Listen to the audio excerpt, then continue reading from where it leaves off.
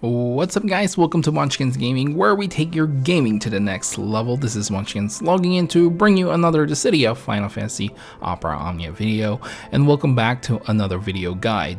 Well, to be honest, this is going to be my pull video slash video guide for course event.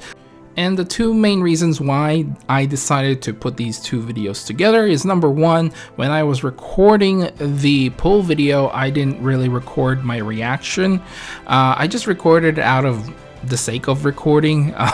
As you guys know, I haven't been doing any pull videos lately with my reaction and stuff like that, because I only feel like I would be doing that when I'm actually going all in. And I was sort of all in on core, but only with my tickets. Since I have the tickets, I had like over 300 tickets left, so I decided to see how my luck goes, and you guys are seeing right now how that turned out.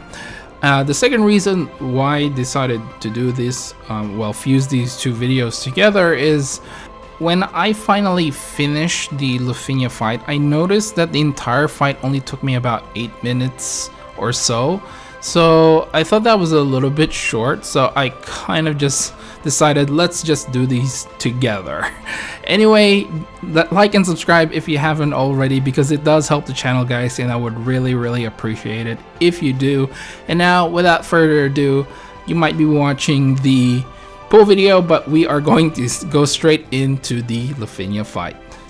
Alright, so like always, we'll take a look at how you're gonna deal with the Lufenia orb, which starts funnily enough when the boss's HP reaches less than 50%. It does not go away. You get 4 Lufenia orb counts when the player is triggering additional attack from other characters. Now, there are only a very few selected characters that I can really think of, and you can, add characters down in the comments below if you feel like I missed someone. But the ones that I know that can trigger additional attack while it's other people's turn are Core Yang Noctis with his burst, and coming up later down the track in a few days time, is it a few days time? I think a couple of days, is going to be Cloud of Darkness burst weapon as well, or burst effect. Now, if you are thinking like, hey, Trey can do that, or like counter people can do that, well, actually it didn't work. I tried Galuf, who has double counter, and I tried Trey as well with his, traps and his rain of arrows. It didn't work. So if you're thinking, you can use Trey or Galuf or Gladio or something along those lines, it doesn't work.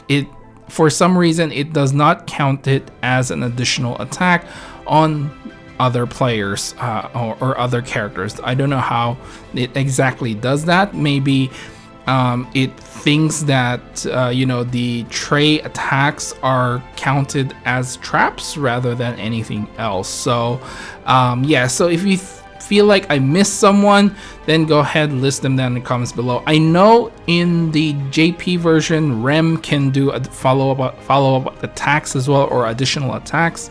So you can cross her out, because she's not going to be able to do that in the global version of the game at this point in time. Alright, now let's take a look at how the fight works. Now, the boss will have a recast ability, which evolves to the plus variant as long as its ally is present. Now, the plus variant will remove all the target's buffs. Honestly, it will remove everyone's buffs, silver frames included, I believe, and is going to be followed up by an AoE Brave plus AoE HP attack. Now, the boss itself will also apply a few debuffs. More importantly, I think the Water Imperil debuff and Attack Down and Defense Down debuffs as well. Now, funnily enough, the ad or the ally has a recast ability as well. And its recast ability is more supportive than anything else. It will provide some shields, and it can increase the boss's brave as well as delaying its target. Alright guys, now let's move on how you're gonna deal with this fight. Now first of all, I would really advise you guys to kill the ad as soon as possible. And if you can do it with just the splash damage, that would be really great, but I would try and focus on the ad because you do not want the boss's plus variant of its recast ability to hit you, because it's just gonna destroy like all your buffs and you have to reset everything. And not to mention that it does will do a ton of damage as well, because you won't have any of your buffs up. Yeah, so next up is launch and delay. They're still going to be a very important part of your strategy here in order for you to do a ton of damage. Delaying, obviously, it will work if you use Yang and Core as well as part of your party. You probably wouldn't get as much out of Core with the delay. However, if you are using Yang, then it's definitely going to work out for you. Now, also a little tip is if you actually use your summon, it will add the 4 Lufenia orb counts on the boss. So for some reason, this is counted as one additional attack. I'm not really sure why, but yeah, it works out like that.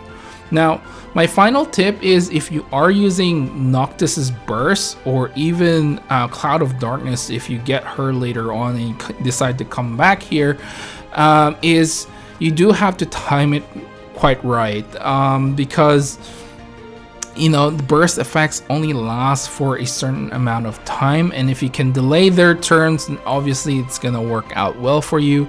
I would suggest having characters with turn manipulation such as Terra to be part of your party, and that way, you know, Terra basically gets a lot of turns and you get a lot of turns, or out of, you know, burst effect, get a lot out of that burst effect. So things like that definitely is going to help. Alright guys, so now for the characters that you may want to bring for this fight. Honestly speaking, like I said before, I'm just adding more and more characters in this list. There's really nothing to stop you from actually bringing any character in this particular fight, because more than anything you just need to have someone who can deal with the Lufenia orb, and that is basically it. Now as for your Cole characters, I still like Jack, I still like Amethyst Lion, and I still love Kurosame as part of your Cole team. Garbranth is gonna be there. I like him very much as well. Again, Caius can, you know, you can apply a lot of debuffs with him, and Kryl of course as well, and of course Bartz is a good addition here as well.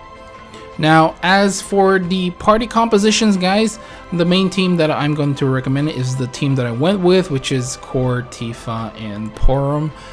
Cole team with Amethyst Lion, Kurosame, and Jack, and support which I didn't even use. I ended up picking up Bartz, and the summon I went with Ramu. So Core can basically, you know, deal with the Lufenia orb counters, and Tifa for massive damage, and Porom just for that support. And you may notice that I didn't actually bring a burst character as well, and you know, it kind of worked out pretty well, right? The next team that I would recommend is going to be Noctis, Tifa, and Lightning, with Kurosame and Jack for your support, for your call team, sorry, and Lael for your support, and Ramu for the summon. Now, the idea of this team here, in this team, is obviously Noctis's burst taking effect, you know, once the Lufenia orb counters arrive, and Tifa and Lightning basically will make sure as much as possible to get a lot of the turns that they need. You get a lot of free turns, a lot of extra turns, and make sure you don't use up all of Noctis's burst effect, which only lasts, I believe, 3 turns for him. I don't remember on top of my head, but definitely something that is very scary, especially if you mess up and stuff like that. But as much as possible, save a lot of your turn manipulations for later down in the fight. And of course, you've got the summon just in case, but I would recommend using the summon when you are finally out of your burst effect. And finally, the last team is going to be the old Yang Cheese, Terra Yang and Bart's Cold Team Jack Kurasame and Gabron support, Tifa and Ramu for the summon. This is just another variant of the Cheese team that, you know, with Terra and Yang. So highly suggest this one if you don't really want to pull for core and you already have Yang. So I think you know, this team has proven itself to be very, very good. Alright guys, so we're finally at the end of this video, and of course I'll give you guys my final thoughts regarding the fight.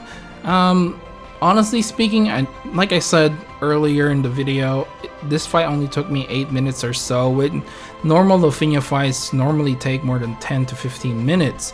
So that just proves that this fight was pretty easy for me. And the added fact that I didn't actually have any burst characters as well proves that, to me, at least in my experience, this fight was pretty easy. Never had any issues. Porum kind of saved me from all the HP attacks, and a lot of the extra attacks from Korra really added up. And if you guys are curious if I'm gonna make a core video, I'm still thinking about it. I really want to experience him firsthand before I actually, you know, put out a video out there and say this is what he is and blah blah blah. Of course, everything is going to be my personal opinion, but to me, he's a solid character, long story short, and really made this fight so much easier. I think even with Yang, this fight is going to be pretty easy or pretty straightforward, as long as you can deal with the Lufenia orb. Unfortunately, like I said, there's not a lot of characters that can fill in that role, so I guess if anything, that's what makes this fight hard in a way. But once you have someone who can actually deal with the Lufenia orb, it's not that hard. So I don't know if that really makes any sense. Anyway guys, that is it for this video. Please remember to click like and subscribe if you haven't already. It does help the channel, and I would really appreciate it if you share this video as well to other fellow DFFOO players who are struggling with this fight, and hopefully this video can help them. And also remember to leave a comment down below which team you use for this fight, and if you guess how much resources I ended up using to get Core's LD. Leave it all down there in the comments below, and also to follow me on Twitter and on Facebook at Munchkins Gaming. This is Munchkins logging off. Thank you very much for watching, and I'll see you guys in the next level.